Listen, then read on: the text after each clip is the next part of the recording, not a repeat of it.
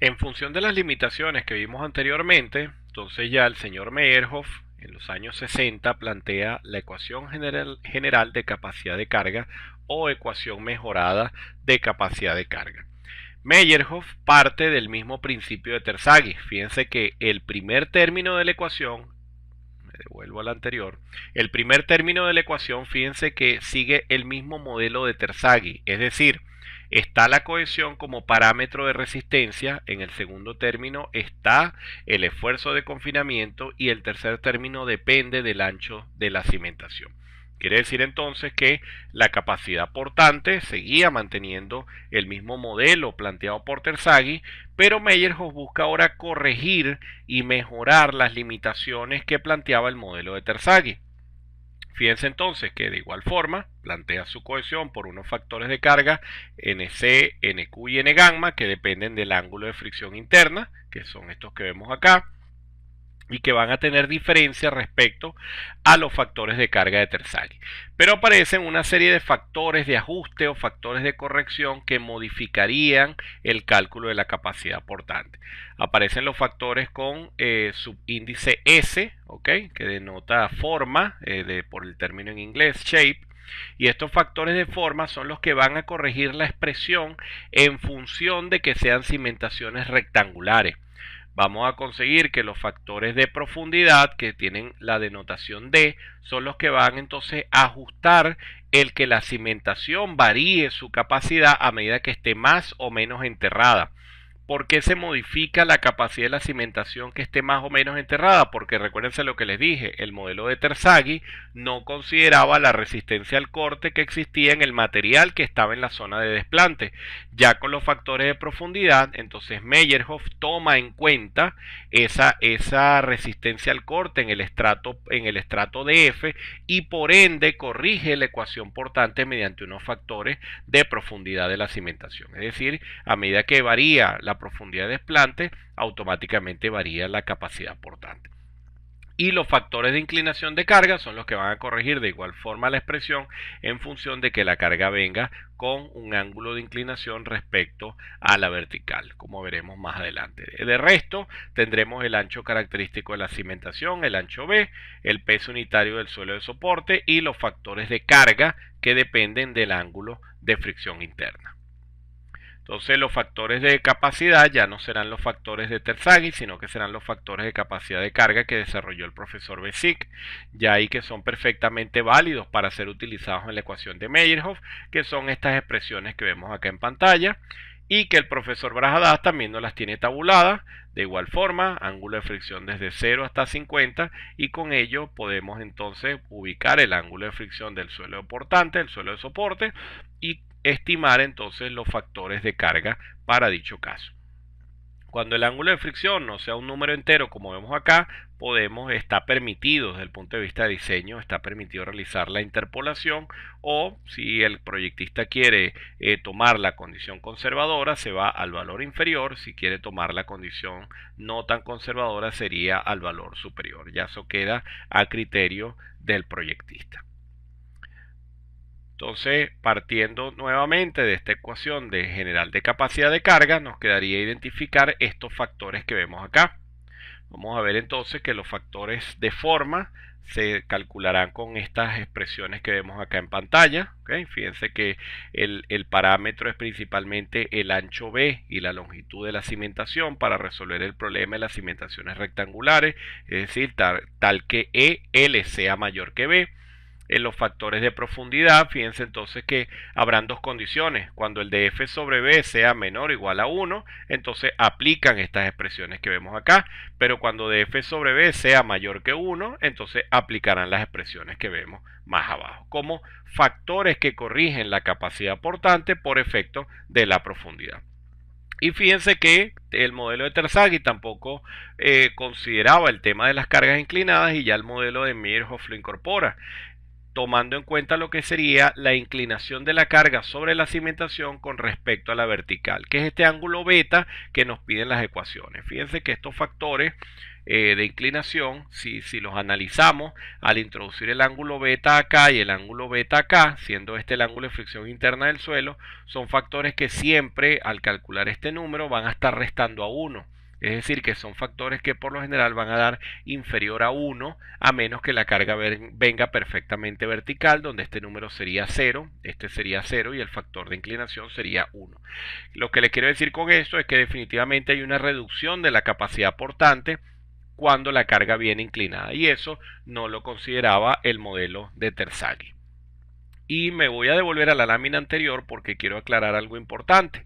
Estos factores, es importante que veamos que son factores de ajuste, factores de corrección. Es decir, estos factores tienden a dar números alrededor de 1. Estos factores pueden dar 1,1, 1,2, 1,3, hasta 1,4 o los factores que son ajustes por defecto pueden dar 0,7, 0,8. ¿Qué les quiero decir con ello? Que tengan cuidado cuando realizan los cálculos numéricos de que estos factores no les den valores de 12, 20, 10, 30, etcétera, porque se estaría desvirtuando totalmente el funcionamiento de los factores. Son factores de corrección, factores de ajuste que modifican la ecuación de capacidad portante. Es decir, no tiene sentido que un factor de forma de 4, 5, 6, 7, porque simplemente estaría variando el número esperado de capacidad portante de forma totalmente ilógica. ¿Okay? Entonces, factores de forma, factores de profundidad, factores de inclinación son números que oscilan alrededor de 1 porque simplemente ajustan la capacidad portante que planteó Terzaghi en función de tomar en cuenta todos estos aspectos que vemos en el modelo de Meyerhof.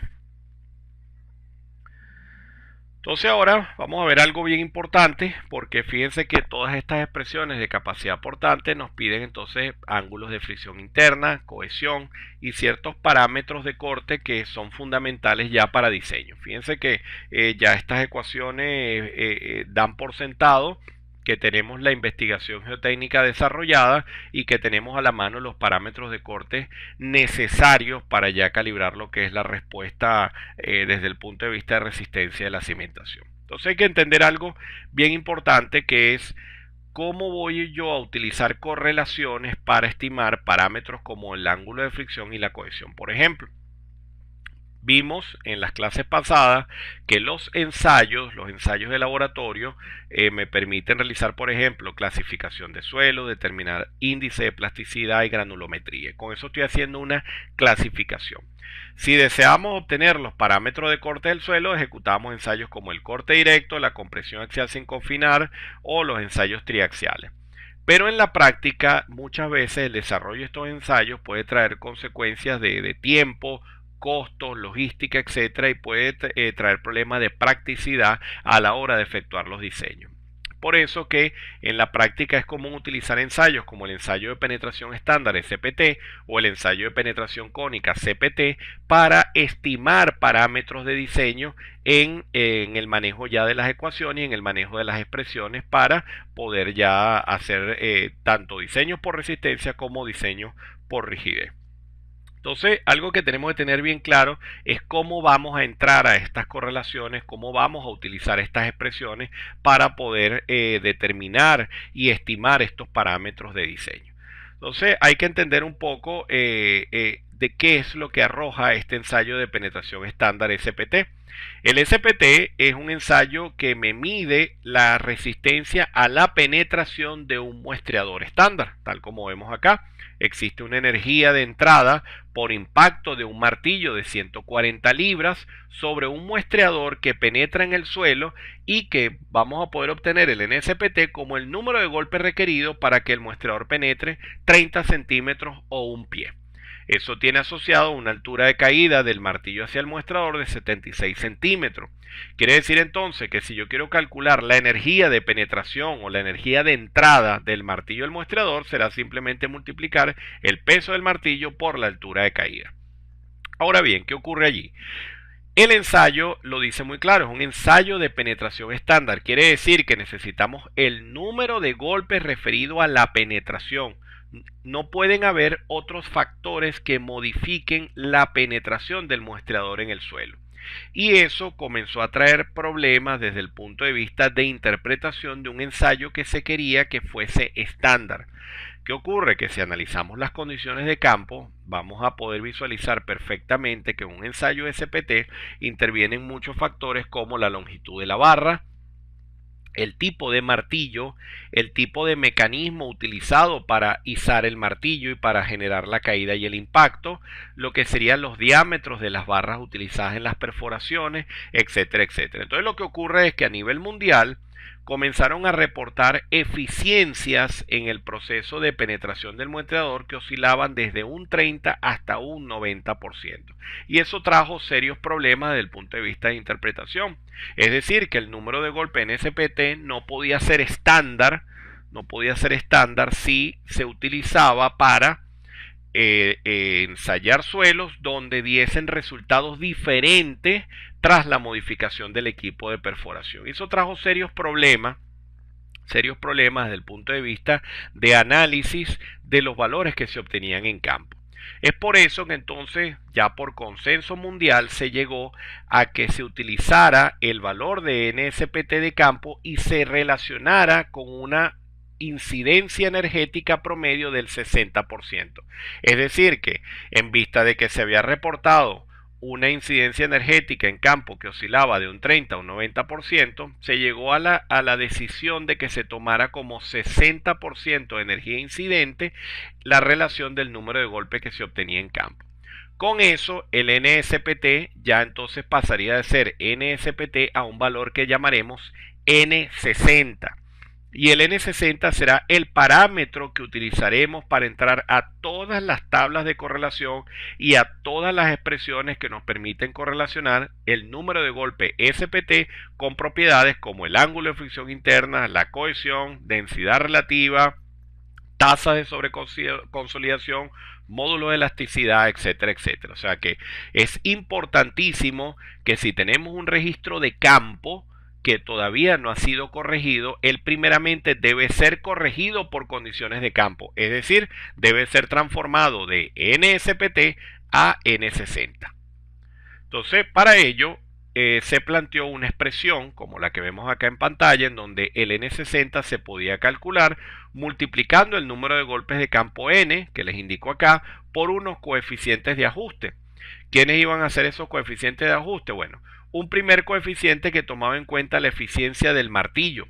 Es decir, la empresa de perforación debería tener calibrado la eficiencia del martillo que está utilizando en el proceso de Inca. Luego, otro factor de corrección por el diámetro de la perforación que llamaríamos NB.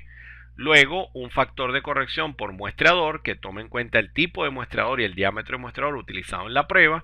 Y un NR que sería la corrección por la longitud de la barra. Obviamente, barras muy largas tendían a sufrir fenómenos de pandeo que hacían que la energía no se transfiriera eficientemente al muestreador. Y todo ese valor dividido entre 60. Eso nos iba a permitir obtener el valor N60. Y ese valor N60 sería entonces el que utilizaríamos para calibrar las propiedades que vamos más adelante a correlacionar con este ensayo y que utilizaríamos en fase de diseño geotécnico de la cimentación.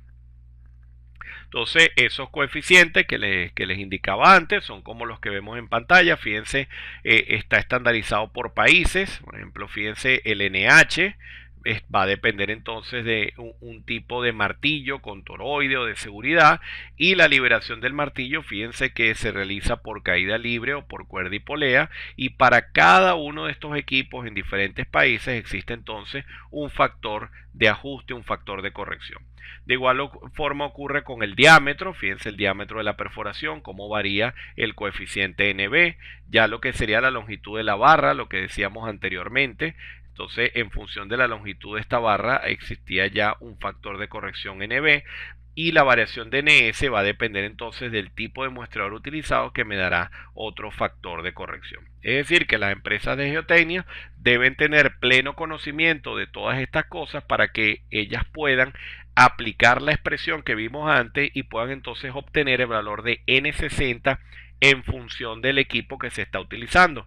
Con eso lo que se está logrando es que el NSPT sea realmente el número de golpes a la penetración de un ensayo que es estándar. Es decir, se corrige por condición de campo para que el valor sea realmente estándar y sea un valor de carácter internacional desde el punto de vista de correlación con propiedades.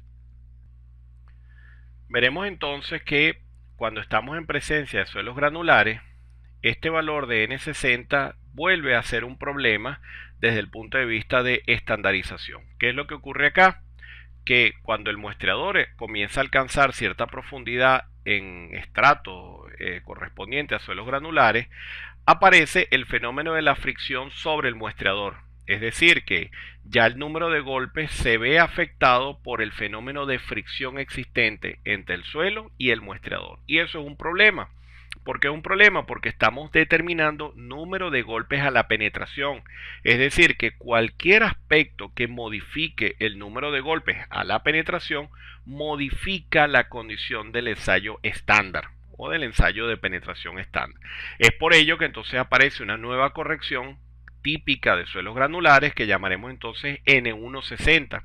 Es decir, que el N60 que determinamos antes, si fuese un suelo arcilloso, un suelo cohesivo, no habría razón para considerar el factor C sub N, pero por estar en presencia de suelos granulares, entonces automáticamente debemos multiplicar dicho valor N60 por este coeficiente de ajuste que llamaremos ahora C sub N.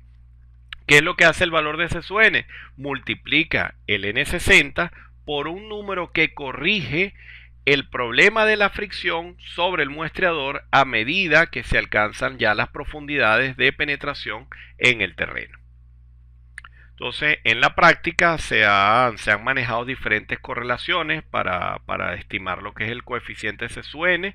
Destacaron durante muchos años la expresión de Skempton, Sid y otros, y la de Peck, que se utilizó muchísimo, sobre todo en Latinoamérica. Sin embargo, ya actualmente se ha dejado como estándar la expresión de Liao y Whitman del año 86, que es esta que vemos acá en pantalla. Fíjense que el C sub N será un coeficiente que se calcula como 1 sobre el esfuerzo vertical inicial efectivo entre la presión atmosférica y toda esta expresión raíz cuadrada, o que es lo mismo elevar todo esto a la 0,5. Entonces el valor de C sub N será un número que multiplique al N60 para que cuando el ensayo SPT se realice en suelos granulares se obtenga un número que se denominará ahora N160 y será el número de golpe corregido por condiciones de campo y corregido por la fricción del muestreador. Y ese número de golpes N160 sí será efectivamente un número de golpe estándar del ensayo de penetración estándar que esté referido únicamente a penetración. Con esto vemos entonces que definitivamente el ensayo SPT debe ser un ensayo que reporte valores de número de golpes a la penetración. Recuérdense entonces que no es necesario corregir con el coeficiente C sub N si estamos en presencia de suelos arcillosos o suelos cohesivos. Esto es requerido únicamente en suelos granulares. Para ser un poco más específico, arenas arcillosas, arenas limosas, arenas bien gradadas, arenas mal gradadas requieren la corrección del N60 por el factor C sub N. Y la expresión recomendada actualmente es la expresión de Liao y Whitman. Entonces ahora sí tendremos todos los parámetros claros para poder utilizar realmente los valores de penetración que serán empleados en las expresiones de correlación y en las tablas o en las posibles tablas que utilicemos en los procesos de análisis y diseño ya de forma simplificada. Entonces, por ejemplo, aquí tenemos una expresión que fíjense que se las menciono, yo les hablé algo de esto al comienzo y se las menciono simplemente para que veamos que desde el comienzo, ya desde los años 50, se buscó la manera de correlacionar los asentamientos y las dimensiones de la cimentación con la capacidad portante admisible. Entonces, esta primera expresión de Meyerhof, por ejemplo, me permite estimar la capacidad neta admisible en función del N60. Fíjense que ya sabemos perfectamente quién es este N60 y el por qué se utiliza de esta manera en esta expresión. Entonces, estas son expresiones empíricas quiero dejar claro que son empíricas, no son los procedimientos formales para hacer diseño de capacidad portante, pero son expresiones muy útiles. Fíjense que tienen buena data, son de los años 50, pero son muy útiles para poder hacer estimaciones rápidas de capacidad neta admisible. Lo que ocurre es que para el manejo de estas expresiones te piden las dimensiones de la cimentación. Entonces se utilizan, por ejemplo, para verificaciones. Es un uso que se le da mucho en la práctica para verificaciones de cimentaciones que ya existen, que ya están construidas. Y fíjense entonces que existe un comportamiento para las cimentaciones menores o iguales a 1,22 o mayores a 1,22. El que sea 1,22 no es un capricho numérico. Le devuelvo al anterior, no es un capricho numérico, es simplemente conversión de unidades en vista de que estas expresiones se desarrollaron inicialmente en unidades inglesas. Entonces, bajo estas expresiones podemos hacer estimaciones rápidas de capacidades netas admisibles, como ya un estimado de la capacidad portante de la solución suelo-cimentación. Vemos entonces que Bowles a finales de los 70, partiendo de la misma expresión de Meyerhof, propuso estas nuevas expresiones, en donde Bowles además incorpora algo bien particular, y es que está demostrado que la capacidad portante que vimos en las imágenes anteriores, en los modelos de Terzaghi, para que se desarrolle esa capacidad portante tiene que darse planos de deslizamiento, como lo vimos en la teoría y como lo vimos en las láminas. Quiere decir que se habla de una masa de suelo desplazada para yo poder desarrollar una resistencia, y si sigue el incremento de carga, mis valores de esfuerzos actuantes pudiesen exceder a los resistentes. ¿Qué quiere decir eso? Que siempre estoy hablando de un asentamiento. Es imposible hablar de una solución suelo-cimentación sin pensar en deformaciones o en asentamiento. En estas expresiones vamos a ver entonces que el asentamiento puede ser utilizado para calibrar la capacidad neta admisible. Fíjense que ambas expresiones, tanto la primera que es para cimentaciones menores a 1,22 como la que es para cimentaciones mayores a 1,22, en ambas expresiones el señor Bowles propone el uso del asentamiento, el asentamiento esperado S sub E, que lo expresa en milímetros. Quiere decir que podíamos utilizar una expresión como esta y decir, bueno, vamos a verificar una cimentación sobre un suelo que tenga un N60 igual a 22 golpes, que tiene dimensiones de 2 por 2, 2 metros por 2 metros, y donde se espera un asentamiento probable de 1 pulgada, por ejemplo, o 2,5 centímetros, o como me lo pide la expresión 25 milímetros. Entonces con eso podemos entender rápidamente cuál sería la capacidad neta admisible esperada. ¿Okay? Se puede utilizar también como mecanismo de predimensionado. Es muy acertado utilizar esta expresión como forma de predimensionado, en vista de que son expresiones empíricas, pero son expresiones que han correlacionado los números de golpe del ensayo SPT con las deformaciones esperadas y toman en cuenta además la dimensión de la cimentación. Entonces, como predimensionado no es errado utilizarla o como una verificación rápida del comportamiento, pero es muy importante que se entienda en este punto de que estas expresiones no reemplazan a las anteriores, son expresiones empíricas para poder tener un estimado de la capacidad portante admisible en suelo en función de estos comportamientos. Y otra cosa importante es que estamos hablando de arenas, ¿okay? Estas ecuaciones son válidas siempre y cuando las utilicemos en suelos arenosos.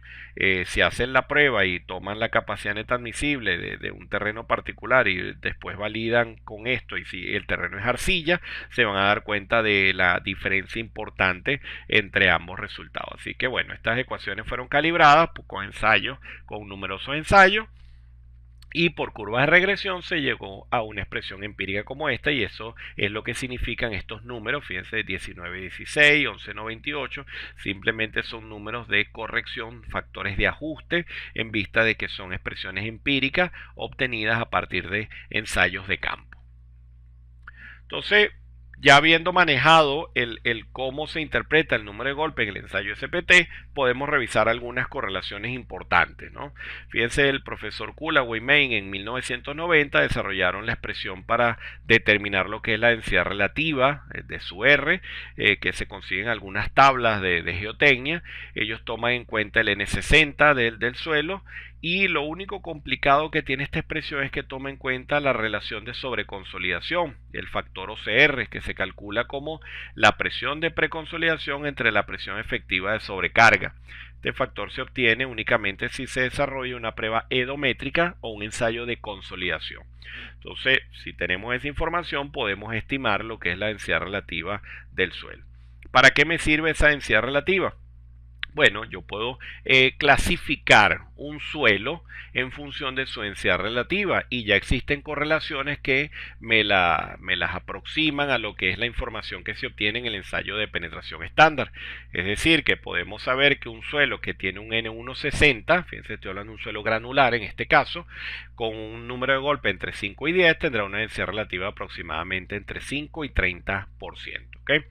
Y un punto importante acá que pudiera generar duda es por qué existe la correlación solo para N160, es decir, para suelos granulares. Ok, porque los suelos cohesivos, los suelos de grano fino, no manifiestan una compacidad relativa, una densidad relativa, en vista de que la densidad relativa está en función de relaciones de vacío y los materiales cohesivos, cada vez que modifiquen su forma, la forma del envase que los contiene, siempre van a tener una relación de vacíos diferente. En cambio, los materiales granulares siempre manifestarán una relación de vacío máxima y mínima que, aunque no es constante, es bastante aproximada el hacer el ensayo en un recipiente con una forma a cambiarlo a otro escenario. Quiere decir que definitivamente en suelos granulares, un parámetro que me habla de comportamiento es la densidad relativa o la compacidad relativa, que me está refiriendo directamente a lo que es relación de vacío máxima y relación de vacío mínima, que pudimos revisar también en la teoría. Entonces, en este caso, por eso estas tablas me la correlacionan solo con N160, porque estamos hablando directamente de suelo granular. Ahora, esa densidad relativa, ¿de qué me habla? Me habla de soltura del material, me habla de compacidad o de densidad. Podemos ver que materiales que tienen densidad relativa entre 40 y 60 son materiales que se le consideran materiales medios.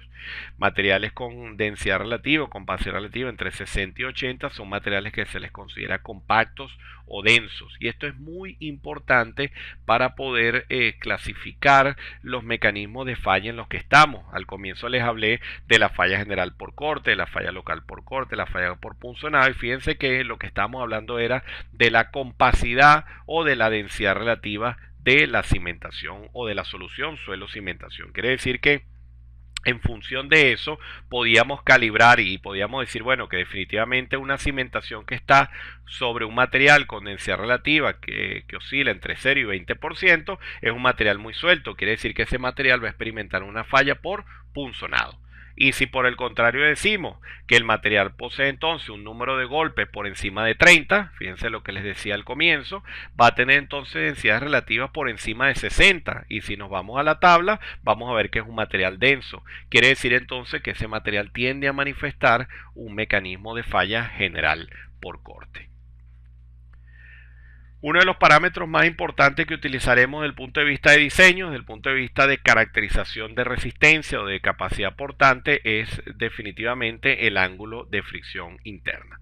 El ángulo de fricción interna ya hemos visto en las láminas teóricas que lo vamos a determinar mediante ejecución de ensayos de corte. Puede ser un corte directo o puede ser un triaxial. Sin embargo, expresiones como esta, como la de Peck, Jackson y Thorburn del 74, nos han permitido estimar el ángulo de fricción interna de forma bastante acertada, e incluso existen innumerables tablas y gráficas que están en función de esta expresión que vemos acá.